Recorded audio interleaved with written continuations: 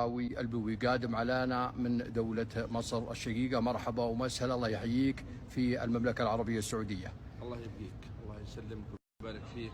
بسم الله الرحمن الرحيم، والصلاة والسلام على أشرف المرسلين سيدنا محمد صلى الله عليه وسلم. حضرت من جمهورية مصر العربية بدعوة كريمة من أخوي جبران بن داوي في حفله المقام على شرف ابن عمنا هلال السميري ومن معه من منطقة تبوك. وحضرت والله خصيصا من جمهورية مصر العربية تكريما لابن عمي والوفد المرافق له، وتكريما للمعزب اللي عزمنا.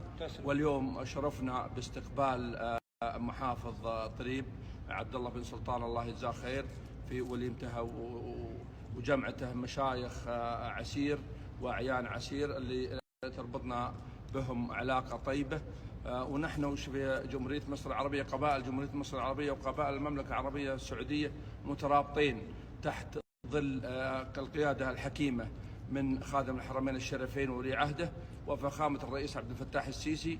نحن شعبين متألفين متقاربين في كثير من العادات، وأنا والله أني أفتخر جدا بقبيلة قحطان، لأن أنا أولادي خوالهم قبيلة قحطان، وهذا شيء طيب. ودائما وإن شاء الله أوجه لكم دعوة في جمهورية مصر العربية. الله يحييكم جميعا. الله يبقيك. اللي يوصل جمهورية مصر العربية الله يحييه، ضيف عزيز. الله يبقيك. ونقدر نرد واجبكم اللي استقبلتونا فيه. والسلام عليكم.